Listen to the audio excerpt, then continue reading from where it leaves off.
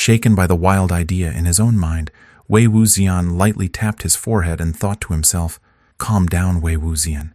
Calm down. Now is not the time to panic. Where's Lan Zhan? No idea where he's gone. I've been thinking about this for a while, but it would be much clearer if he just came out and explained it himself. But I asked around earlier outside and didn't see him anywhere. Could Lan Zhan have appeared into thin air? The timing of this disappearance is really strange." Suddenly, Wei Wuxian's finger movements froze and he stiffened for a moment. A very strange expression appeared on his face. His lips parted, and almost involuntarily, he called out to the little kid, "Lan Zhan!" Little young Master Lan was fully focused on practicing calligraphy. Just a moment ago, he had resolutely decided to ignore Wei Wuxian. Wei Wuxian's call was almost like shouting at a piece of wood, almost bouncing back. However, having long been accustomed to Lan Wangji's cold words, Wei Wuxian seemed to have developed an insight that allowed him to see through things clearly. At the corner of Lan Xiaoji's eyes, a barely perceptible twitch, a slight impulsive glance toward him, instantly reminded Wei Wuxian of how that person reacted when pretending to ignore him. A thunderclap hit Wei Wuxian's mind. Could it be Lan Zhan? He shrunk? Lan Qiren's eyes widened in astonishment. He shakily stretched out his arms and grabbed both sleeves of Lan Xiaoji. "Wangji," his voice was very mournful, and all the faint wrinkles on his normally expressionless face suddenly showed as he repeatedly looked at Lan Xiaoji with growing alarm, exclaiming urgently, "What's wrong with you this time?" A few days ago, the bunny incident still left him shaken, but now this direct shrinking, such fantastic events left the proud head of the Zhuan sect utterly stunned, his eyes wide open. "Uncle," Lan Xiaoji's eyes also widened as he spoke in a babyish voice, "when did you grow a beard?" "Wangji, who is that?" Lan Qiren was slightly taken aback, as if not understanding the question.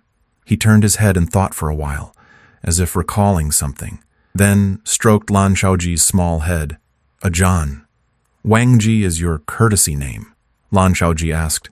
"Uncle, where are we? And who is he?" pointing at Wei Wuxian beside them. Lan Qiren snapped back to his senses. A swirl of black energy appeared on his forehead, his chest rising and falling heavily. His finger trembled as he poked directly at Wei Wuxian's nose angrily.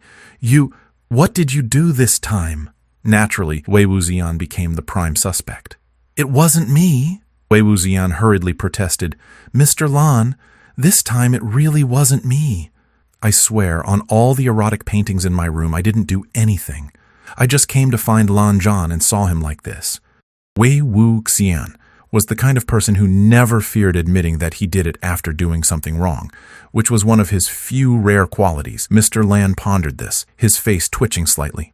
And finally, reason prevailed, and he surprisingly believed him for once. As it turned out, Lan Wangji not only shrank, but his memory and intelligence had regressed to that of a 5- or 6-year-old.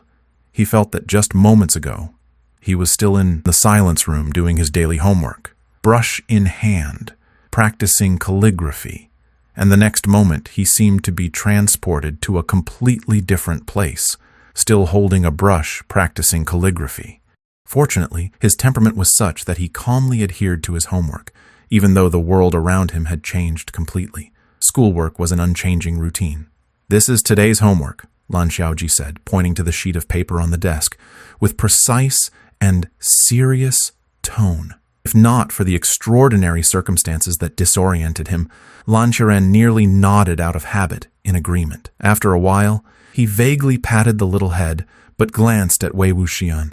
"You say you didn't do anything? So why is Wangji like this? Are you really completely unaware?" "Mr. Lan, I truly don't know," Wei Wuxian said, his face troubled. "But if I were to guess, Lan Zhan must have been affected by some strange spell.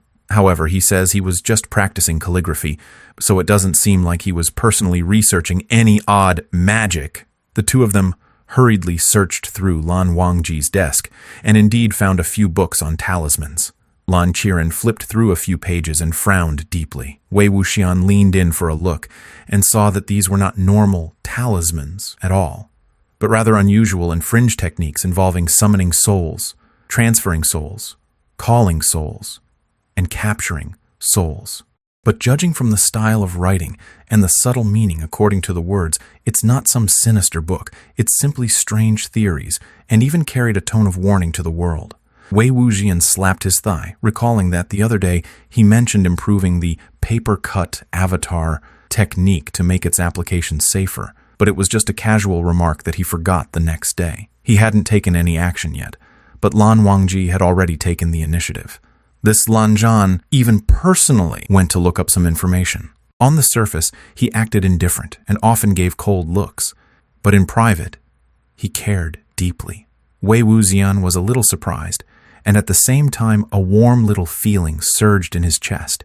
He sneaked a glance at Lan Xiaoji and happened to catch Lan Xiaoji's gaze, watching him, grinning with bright white teeth and giving him a dazzling smile.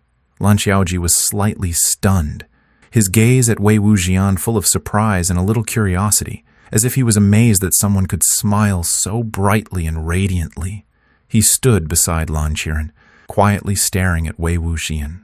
Lan Qiren suddenly noticed this scene, his beard trembling, his face turning pale. He tucked Lan Xiaoji behind him like a mother hen protecting her chick, suspiciously glancing at Wei Wuxian to break his overly enthusiastic gaze, then cleared his throat and said seriously, "Wei Ying, go invite Sectmaster Jiang here. I need to discuss something with him in detail." After the time it took to drink a cup of tea, Jiang Fengmian, while staring at Lan Xiaoji in surprise, took the most suspicious books from Lan Qiren's hand. He carefully flipped through them before closing the books and speaking gravely. "This matter, although there are many doubts, currently the most likely situation is, as Ying said. Second young Master Lan's trial of magical arts went awry, resulting in being trapped within some evil barrier. Now he can only appear in the form of a child's body and soul." Hearing this, Lan Qiren became a little anxious. "Sect Master Jiang probably does not understand my disciple, Wangji. He has never been rash. These talismans are simply sinister. How could he have practiced them without permission?" Jiang Fengmian nodded, but spoke softly. "I have also observed Wangji's temperament. What you said is reasonable, but Wangji's room is tidy, not like it was invaded by some villain who cast sinister arts. Moreover, the area around Lotus Pier remains orderly. No monsters or evil practitioners have appeared recently.